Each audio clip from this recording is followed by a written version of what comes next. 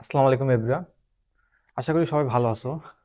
তো গত একটা ভিডিও আমি দিয়েছিলাম, ওইখানে আমি মোটামুটি তোমার আইটেম কার্ড টার্ম বা প্রফ সম্পর্কে হালকা পাতলা কিছু ধারণা আমি দিয়েছিলাম। তো আজকে আমি জাস্ট প্রফিট উপরে একটু ডিটেলসে একটু জানানোর চেষ্টা করব। তোমরা যারা রিসেন্টলি চান্স পাইছো তারা একটু এটা সম্পর্কে একটু ডিটেলসে জানতে পারো। মেডিকেল এমবিবিএস কোর্সে ঢোকার আগে এটা সম্পর্কে হালকা পাতলা তোমরা কিছু জেনে রাখলাম। এটা সম্পর্কে আমি জাস্ট হালকা পাতলা কিছু ধারণা দেওয়ার চেষ্টা করব প্রফেশনাল এক্সাম সম্পর্কে। তো আইটেম কার্ড টার্ম তোমরা তো অবশ্যই দেখছো, আগের ভিডিওতে আমি বলছি আইটেম কার্ড টার্ম সম্পর্কে প্রফ সম্পর্কে হয়তো হালকা পাতলা বলছিলাম। তো প্রফেশনাল এক্সাম, আমাদের প্রফেশনাল এক্সামগুলো হইতেছে কয়টা? আমাদের চারটা প্রফেশনাল বা ফোর্থ যে প্রফেশনাল এক্সাম প্রফকে এটাকে আমরা বলতেছি ফাইনাল প্রফ বলতেছি। অর্থাৎ এই ফাইনাল প্রফ পাস করার পরে তুমি আলটিমেটলি ডক্টর, এক্সাক্ট ডক্টর হয়ে বাইরে হইতেছে এবং তারপরে তোমার ইন্টার্নশিপটা শুরু হইতেছে। ওকে। এবং আমাদের যে ফার্স্ট প্রফ হইতেছে আমাদের তোমার ফার্স্ট ইয়ার আর হলো তোমার সেকেন্ড ইয়ার, এই দুইটা মিলে তোমার ফার্স্ট প্রফ, অর্থাৎ ফার্স্ট ইয়ার এবং সেকেন্ড ইয়ার তোমরা যা পড়তেছো সেটা ফার্স্ট প্রফে তোমরা ওই এক্সামটা দিচ্ছ বা ফার্স্ট ফেজও বলতেছে। দেন সেকেন্ড প্রফটা আমরা কি বলতেছি? সেকেন্ড প্রফটা আমরা বলতেছি থার্ড ইয়ারে পড়ার পরে আমরা তোমার সেকেন্ড প্রফ অ্যাপিয়ার করতেছি। দেন থার্ড প্রফ হইতেছে আমাদের ফোর্থ ইয়ারে, অর্থাৎ ফোর্থ ইয়ারে পড়াশোনা করার পরে আমরা থার্ড প্রফ অ্যাপিয়ার করতেছি। দেন আমরা ফিফথ ইয়ারে উঠতেছি। ফিফথ ইয়ারে ওঠার পরে আমরা আমাদের ফাইনাল যে প্রপটা আছে সে ফাইনাল প্রপটা অ্যাপিয়ার করতেছি। এখানে সময় লাগে কত? যেমন তো তোমার ফার্স্ট প্রপ হলো তোমার 1.5 ইয়ার লাগে, কত বলতে গেলে 1.5 ইয়ার লাগতেছে।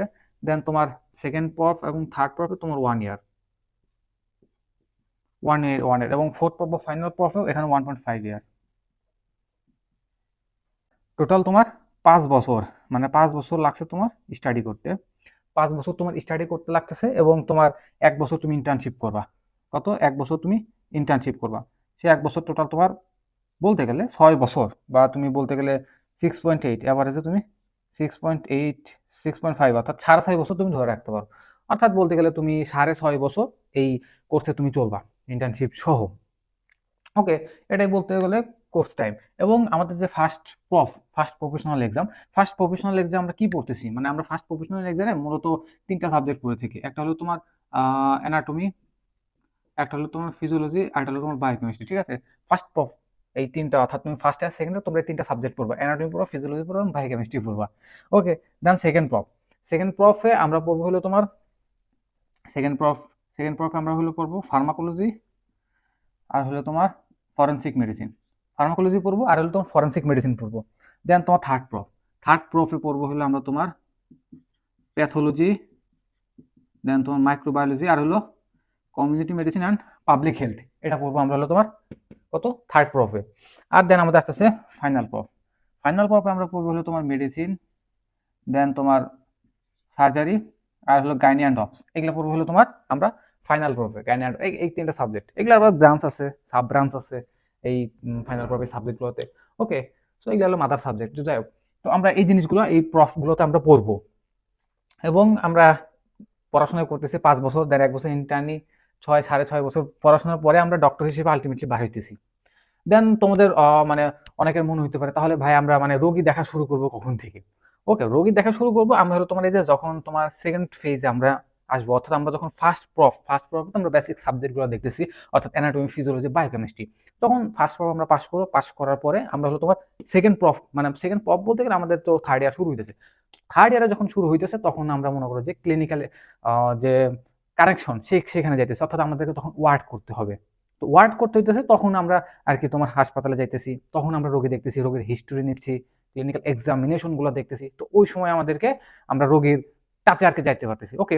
বলতে গেলে তুমি থার্ড ইয়ারে তুমি নতুন করে আবার ডাক্তার হইতেছো, কাঁধে স্টেতু নিয়ে তুমি হসপিটাল গুলোতে আবার ঘুরে বেড়াইতেছো, ডাক্তার ডাক্তার একটা নিউ ভাব। ওকে। সো এটা আমরা তোমার থার্ড ইয়ারে আর কি রোগীর যে একটা সংস্পর্শে আসতেছি, বলতে গেলে রোগী দেখতে পারতেছি আমরা থার্ড ইয়ারেই। দেন এই প্রফেশনাল যে এক্সামগুলো আছে, এই প্রফেশনাল যে এক্সামগুলো হইতেছে এগুলো সিস্টেম হয়তো বা আমি ওই ভিডিওতে বলছিলাম, নর্মালি আমাদের মেডিকেল সেকশনে তোমার রিটেন অ্যান্ড ভাইবা দুইটা হইতেছে। সো এই প্রফেশনাল এক্সামগুলোতে আসলে খুব হেটিক দিন যায়। অর্থাৎ এক একটা প্রফ হয়তো বা তোমরা শুনছো এক একটা প্রফ দিলে পরে তোমার মানুষের মেডি স্টুডেন্টের তোমার আয়ু এক এক বছর কমে যায়। সো কথাগুলো অবশ্যই সত্য। এবং এই যে প্রফেশনাল যে এক্সামগুলো আছে, এই প্রফেশনাল এক্সামগুলো তো আসলে খুবই প্রেশার থাকে, একদম অনেক হাই লেভেলের প্রেশার থাকে। কারণ প্রচুর পড়া, একদম অনেক পড়া, প্লাস মনে করো যে তোমার একটা আলাদা প্রেশার, এই প্রেশারাইজের কারণে মনে করো যে এক্সামগুলো একদম মারাত্মক দুর্বিষহ দিন যায়। যখন এক একটা এক্সাম তোমরা দিবা তখন হয়তো এটা বুঝতে পারবা, মানে এক একটা এক্সামের কথা তখন কখনো তোমরা ভুলতে পারবা না, কারণ এক্সামের দিনগুলা রাতগুলো এরকমই একটা যাবে তোমাদের। সো এরকম ভাবে এক্সামগুলো তোমরা মানে দিবা, অবশ্যই সবাই দিবে। এক্সামগুলো দিয়েই তো অ্যাট দ্য এন্ড সবাই ডাক্তার হয়ে বের হইতেছে, তোমরা এভাবে ডাক্তার হয়ে সবাই বের হবা। ওকে। তো মেডিকেল লাইফে কি মানে শুধু মানে এরকম পড়াশোনা হ্যান ত্যান হইতেই থাকবে নাকি? হ্যাঁ, মেডিকেল লাইফে পড়াশোনা বেশি, এটা অবশ্যই সত্য, এটা স্বীকারও করতে হবে। এখন পড়াশোনার পাশাপাশি মনে করো যে কো কারিকুলার অ্যাক্টিভিটিস অনেক ঘটে আমাদের মেডিকেলে, তো অহরহ ঘটতেই আছে।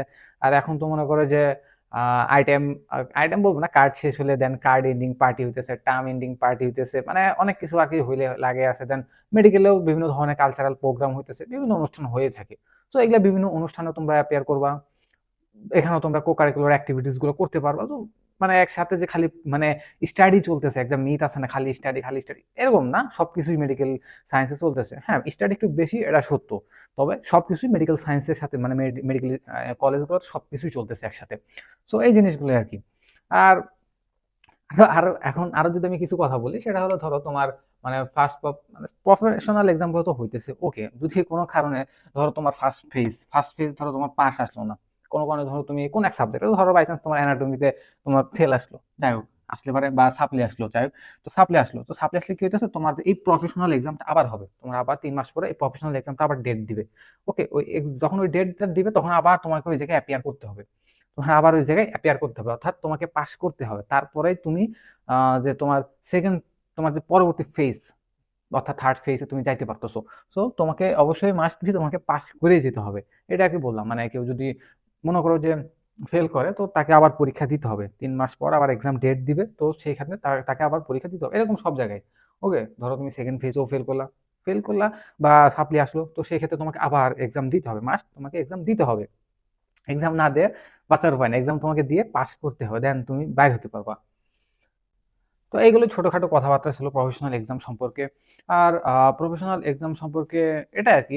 এখন মেডিকেলে স্টুডেন্ট আসলে এই যে তোমার সাপ্লি বলো, রিসাপ্লি বলো, এগুলো আসলে পার্ট অফ লাইফ, এগুলা লাইফের পার্ট। সো এই জিনিসগুলো অবশ্যই আসবে। আবার অ্যাট দ্য এন্ড সবাই কিন্তু ডক্টর হয়ে বের হবে, এমন না যে কেউ সারা জীবন এখানে থাকবে, এরকম না। অ্যাট দ্য এন্ড কেউ যদি পড়াশোনা করে at the end say doctor হয়ে অবশ্যই বের হবে। তবে কারো ক্ষেত্রে সময় আগে লাগতে পারে, কারো ক্ষেত্রে সময় পিছিয়ে লাগতে পারে, এটা আসলে আমার মতে ম্যাটার করে না। আমার মতে যেটা ম্যাটার করে সেটা হলো তুমি যদি এখান থেকে ভালো একটা জিনিস গেইন করে নিয়ে যেতে পারো।